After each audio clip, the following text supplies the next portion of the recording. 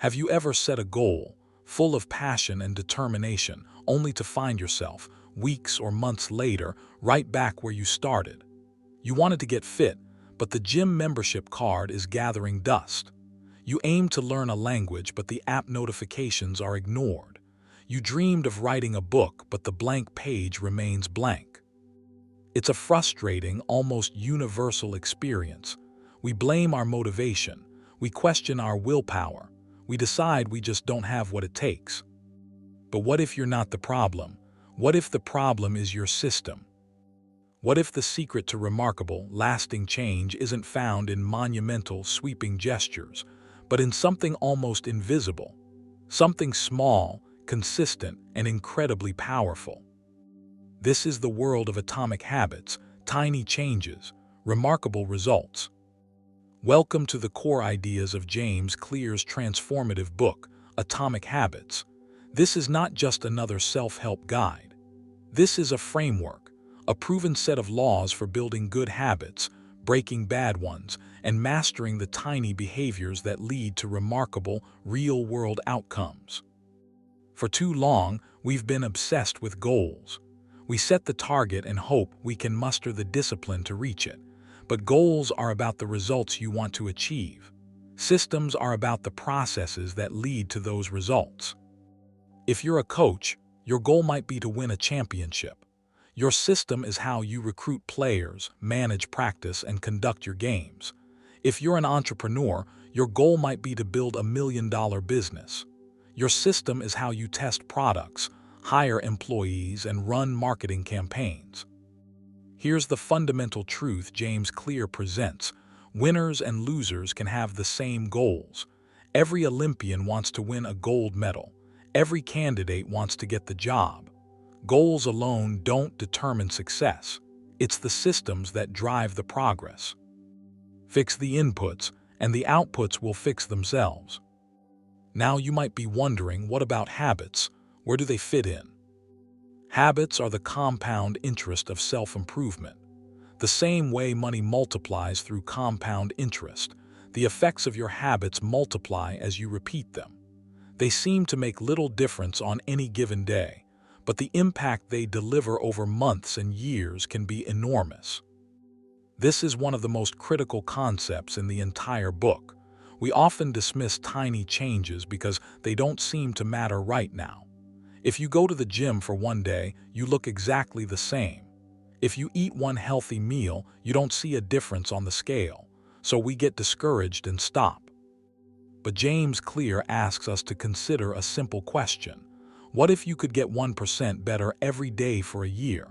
1% worse. Let's do the math. 1% better daily compounds to you being 37 times better by the end of the year.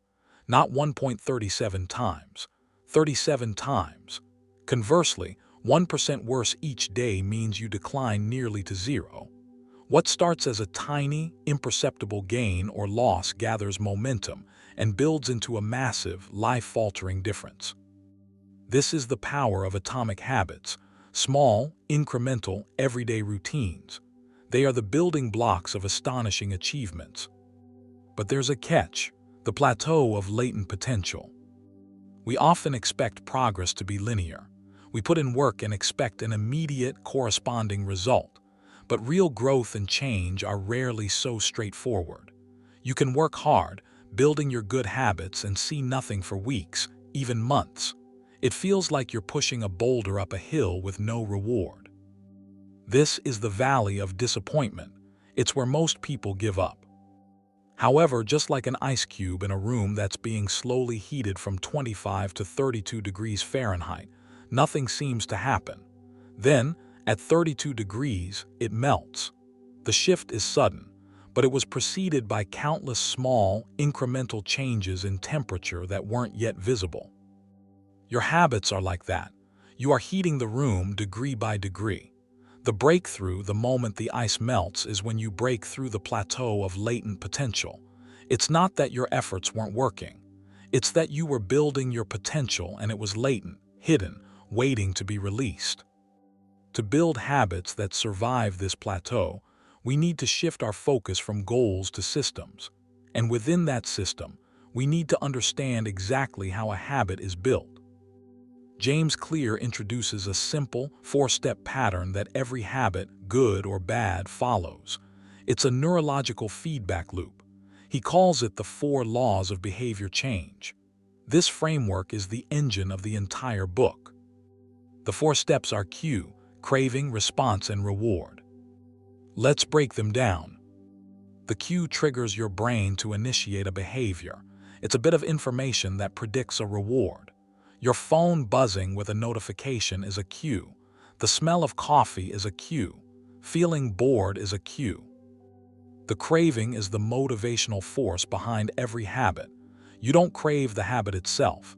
You crave the change in state it delivers. You don't crave brushing your teeth. You crave the feeling of a clean mouth. You don't crave turning on the television. You crave the entertainment it provides.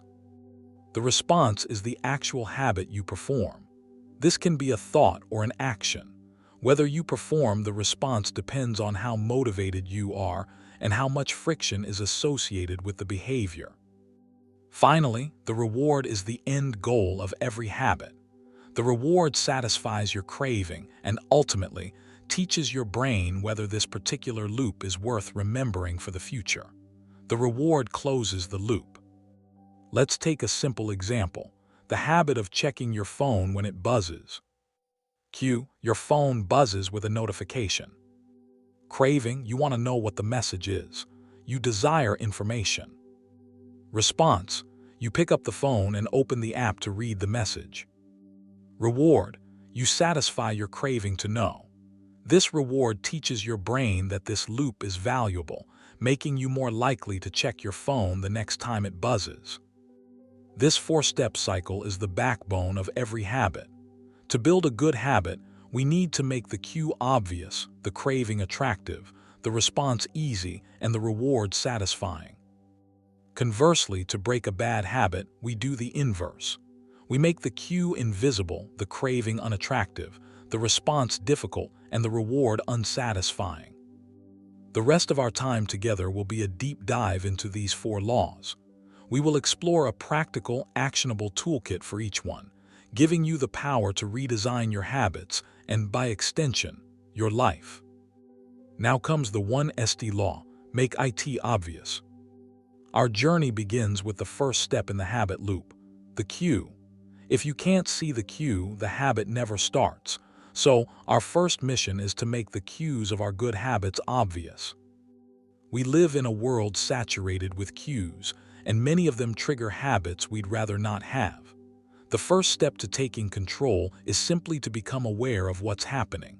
Most of our habits are so ingrained we perform them without conscious thought. We are on autopilot. To break this autopilot, James Clear introduces a powerful little exercise he calls pointing and calling. It's a safety system used in Japanese railways where operators physically point at an object and call out its status. This raises the level of awareness from a non-conscious habit to a more conscious level. You can do your own version. For one day, simply carry a note card and write down all your daily habits as they occur.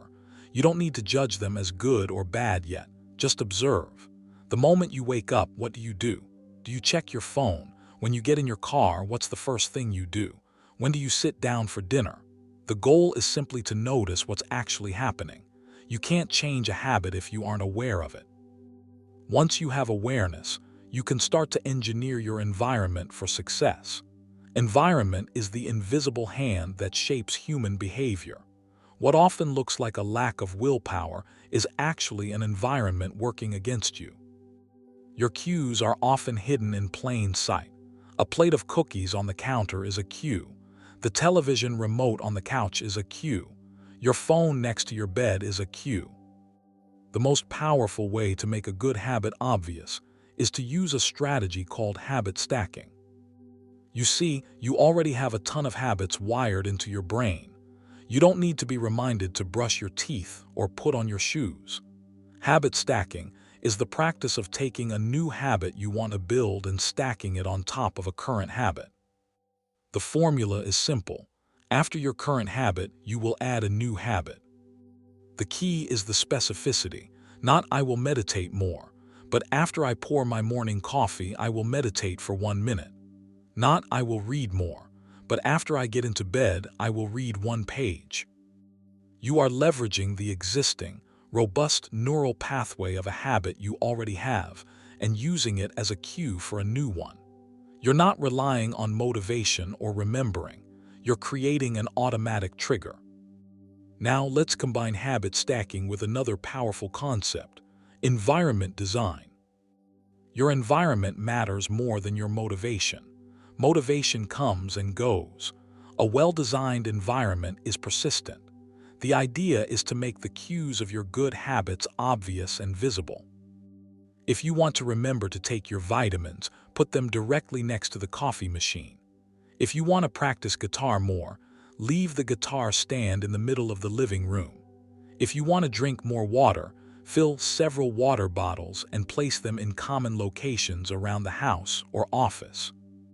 Conversely, if you want to break a bad habit, reduce the exposure to the cue.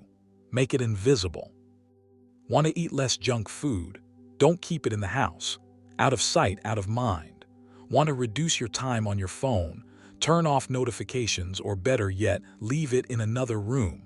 Want to stop watching so much television? Unplug it after each use and put the remote in a closet. James Clear's advice is profound in its simplicity. Self-control is a short-term strategy, not a long-term one. You can resist temptation once or twice, but it's unlikely you can master the powers of temptation through willpower alone. Rather than trying to be disciplined in a tempting environment, it's easier to simply create a disciplined environment. So to apply the first law: 1. Use pointing and calling to become aware of your current habits. 2. Use habit stacking to attach new habits to old ones. 3. Use environment design to make the cues of good habits impossible to ignore, and the cues of bad habits impossible to find. You are now setting the stage. The cue is obvious. The habit loop is primed to begin. Next, we need to create a craving. And the 2ND law is make it attractive. The cue is the first spark, but for a habit to truly ignite, you need the fuel of craving. Craving is the motivational engine. It's the desire, the feeling that you need to perform the habit. So, the second law of behavior change is to make it attractive. The more attractive an opportunity is, the more likely it is to become habit-forming. And the key to understanding attractiveness lies in a neurological mechanism called the dopamine-driven feedback loop. We often think of dopamine as the pleasure chemical, but it's more accurate to think of it as the molecule of desire. It's released not when you experience pleasure, but when you anticipate it. It's the signal that says, "This is important. Pay attention. This will feel good." This is a crucial distinction. It's the anticipation of the reward, not the fulfillment of it, that drives us to act. When you smell coffee, your brain releases dopamine, creating a craving for the energy and warmth it provides, which motivates you to brew a cup. When you see a notification on your phone, dopamine is released, creating a craving for social connection or information, which motivates you to check it. This is why slot machines are so addictive. The unpredictable reward, the chance of a jackpot, triggers massive dopamine spikes.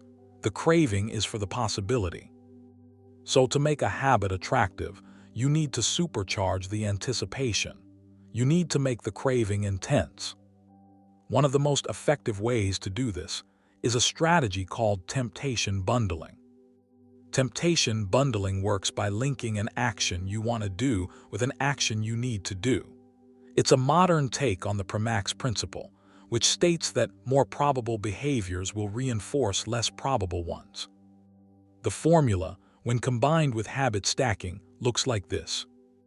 After the habit I need, I will do the habit I want. For example, after I get my workout in for the day, I will watch my favorite Netflix show. After I process 3 important work emails, I will check social media. You are making the habit you need to do more attractive by bundling it with a habit you're already craving. You could even bundle them simultaneously. Maybe you only listen to your favorite podcast or audiobook while driving to work or while exercising. The desired activity makes the necessary activity more attractive. But our cravings aren't just about isolated actions. They are deeply influenced by a powerful force, our culture and tribe. We are imitators. We adopt the habits of three social groups: the close, family and friends; the many, the tribe; and the powerful, those with status and prestige. One of the most effective ways to build a better habit is to join a culture where your desired behavior is the normal behavior. You get to see the habit performed frequently. It seems attractive because everyone is doing it, and you have a shared identity that reinforces the behavior. If you want to get fit, join a running club or a CrossFit box. The shared identity of being a runner makes the habit of running more attractive. If you want to get better at your craft, join a mastermind group or a professional association. The normal behavior of the group becomes your normal. The reverse is also true. A habit can be less attractive if it goes against the grain of your culture.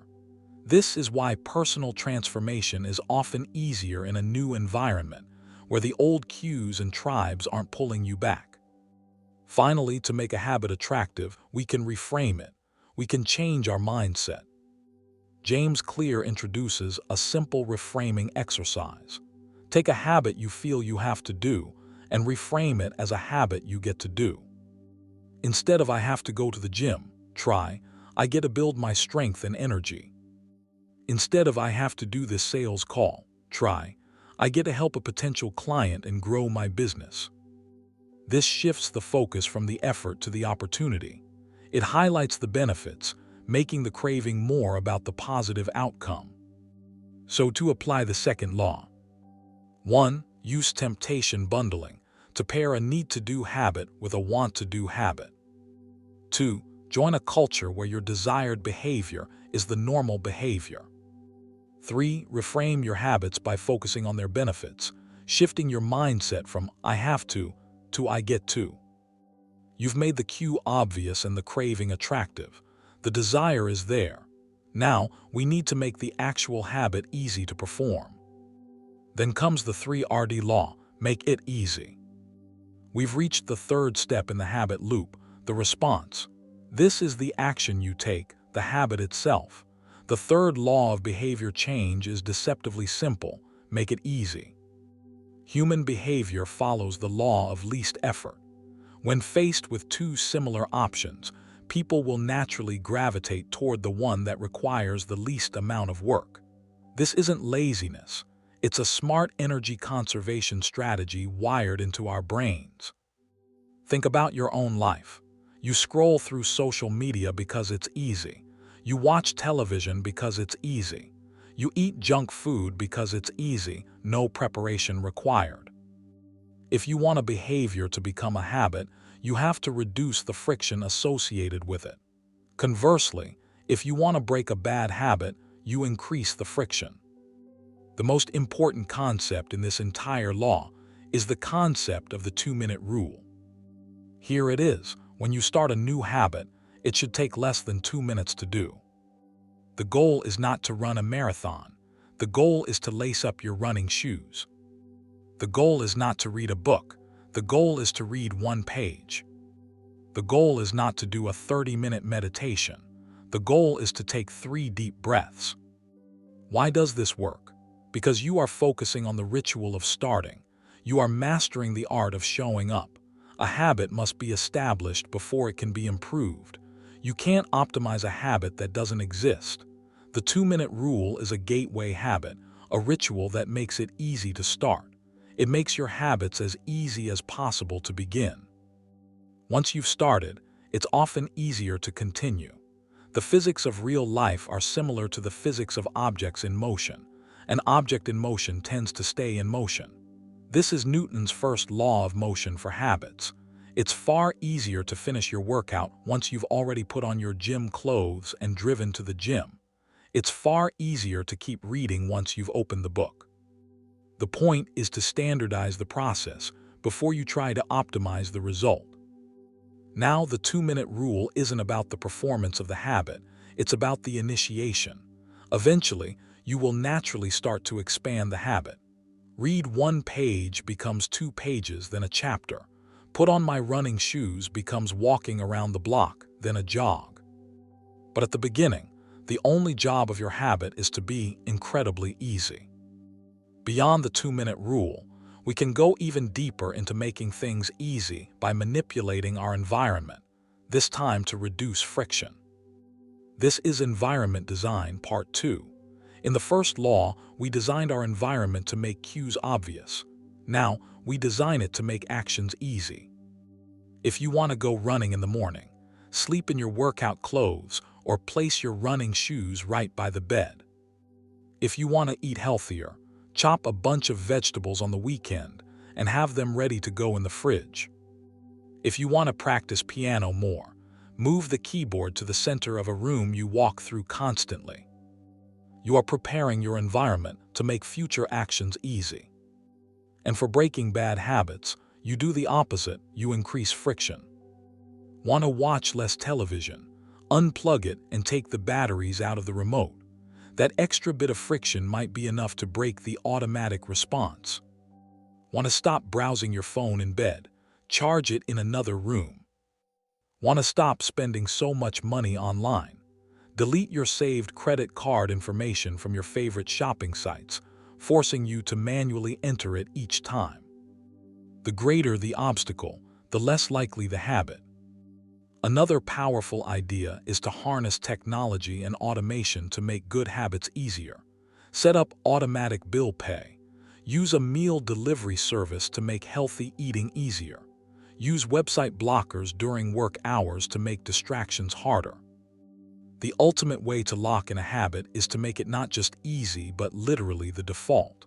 When you automate a habit, you lower the cognitive load required to maintain it, freeing up your mental energy for other tasks. So to apply the third law. 1. Implement the 2-minute rule to master the art of showing up. 2. Use environment design to reduce friction for good habits and increase friction for bad ones. 3. Automate your habits wherever possible to make them the default, no-brainer option. The cue is obvious, the craving is attractive, the response is easy, the habit loop is almost complete. Now we need to ensure it repeats. We do that with the 4th law. So the 4th law is make it satisfying. We have arrived at the final and perhaps most crucial step in the habit loop, the reward. The 4th law of behavior change is to make it satisfying. We are more likely to repeat a behavior when the experience is satisfying. The pleasure we feel acts as a stamp of approval, teaching our brain, remember that for the future. This is the reinforcement principle. The problem with many good habits is that their rewards are delayed. The reward for exercising is better health and a better body months from now. The reward for saving money is financial freedom decades from now. The reward for eating a healthy meal is you don't feel immediately different. Meanwhile, the rewards for bad habits are often immediate. Smoking a cigarette gives an immediate hit of nicotine and stress relief. Eating junk food delivers an immediate sugar rush. Scrolling social media gives an immediate hit of novelty. This is the cardinal rule of behavior change. What is immediately rewarded is repeated. What is immediately punished is avoided. To get a habit to stick, you need to feel immediately successful, even if it's in a small way. You need to close the feedback loop with a satisfying feeling now. The most straightforward way to do this is to use reinforcement. This can be as simple as tracking your habit. James Clear is a big proponent of the habit tracker. The simple act of marking an X on a calendar the day you complete your habit can be immensely satisfying. It provides visual proof of your progress. You get to see your streak build, and you create a chain you don't want to break. The habit of tracking the habit becomes a reward in itself. But you can also add a more immediate, tangible reward. The key is that the reward must be immediate. If you complete your workout, You could immediately enjoy a refreshing, cold smoothie, something you associate with post-workout satisfaction. The smoothie isn't the long-term reward of fitness. It's the immediate, satisfying reward for the effort. This is where the inversion of the fourth law comes in for breaking bad habits. Make it unsatisfying. We are less likely to repeat a behavior if the experience is immediately unpleasant. This is where accountability partners and habit contracts can be powerful. James Clear tells the story of a man who wrote a contract to break his habit of watching television. He wrote a check to a cause he hated, the Nazi Party, and gave it to a friend with instructions to mail it if he watched more than 1 hour of TV in a day. The immediate cost of failing, the shame and the financial loss to a despicable cause, made the bad habit instantly unsatisfying. You can set up something similar, a commitment device. Tell a friend you'll pay them $100 if you skip a workout. The immediate pain of losing money makes skipping the workout unsatisfying. Another profound aspect of satisfaction is about your identity. Ultimately, a habit needs to be satisfying because it aligns with who you wish to become. Every time you write a page, you are a writer. Every time you practice the violin, you are a musician. Every time you start a workout, you are an athlete. The reward is not just the immediate feeling, it's the evidence that you are the type of person you want to be. This is the deepest form of satisfaction. You are not just running, you are a runner. You are not just eating a salad, you are a healthy person. This is the final piece of the puzzle. The ultimate form of intrinsic motivation is when a habit becomes part of your identity. The behavior itself is the reward because it confirms your desired self-image. So to apply the fourth law: 1. Use a habit tracker to have a visual, satisfying measure of your progress. 2. Create an immediate reward for completing your good habit. 3. Set up a commitment device or accountability partner to make bad habits immediately unsatisfying. 4. Focus on the identity the habit reinforces. The greatest satisfaction is becoming your desired self. Now comes the advanced TACTICS and the big picture. You now have the complete toolkit, the 4 laws of behavior change. Make it obvious, attractive, easy, and satisfying. But James Clear doesn't stop there. He provides advanced tactics to refine this system and ensure long-term success. First, let's talk about the Goldilocks rule. You remember the story of Goldilocks and the 3 bears. She found the porridge that was not too hot, not too cold, but just right. The Goldilocks rule states that humans experience peak motivation when working on tasks that are right on the edge of their current abilities. Not too hard, not too easy, just right. This is the zone of maximal engagement. If a habit is too easy, it becomes boring. If it's too difficult, it becomes frustrating. A challenge that is just manageable is captivating. This is why video games are so addictive. They are masterful at using the Goldilocks rule. You start at level 1, which is easy. You succeed, and you move to level 2, which is slightly harder. You are constantly operating at the edge of your ability. To maintain motivation for your habits in the long run, you need to keep them in the Goldilocks zone. This means varying the challenge and deliberately practicing to improve. If your workout becomes too easy, increase the weight. If your writing goal becomes trivial, increase the word count. Keep it challenging enough to be interesting, but not so hard that it's demoralizing.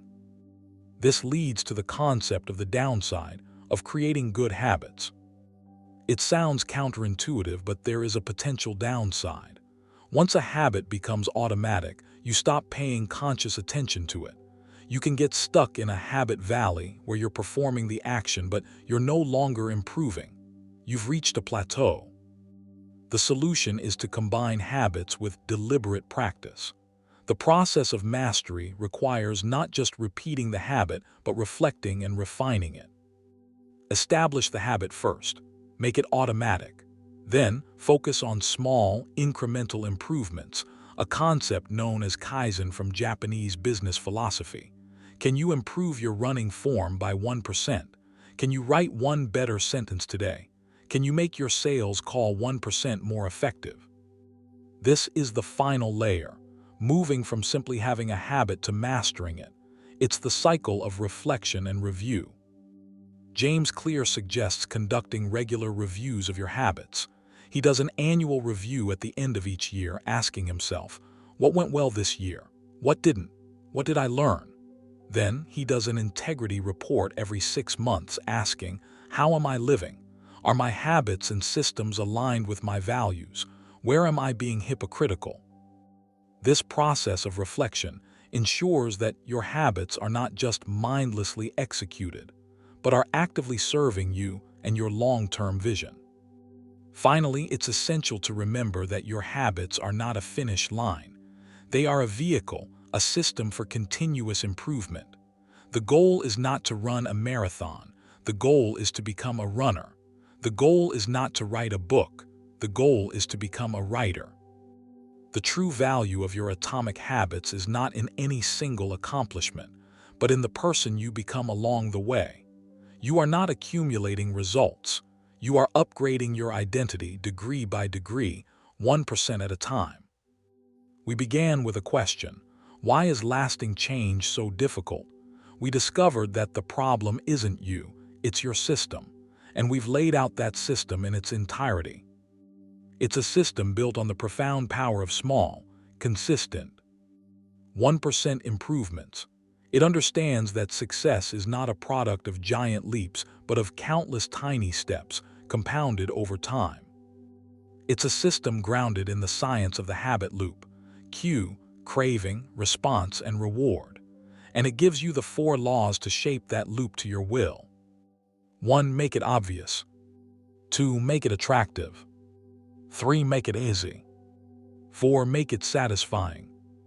You have the strategies: habit stacking, environment design, temptation bundling, the 2-minute rule, the Goldilocks rule, and habit tracking.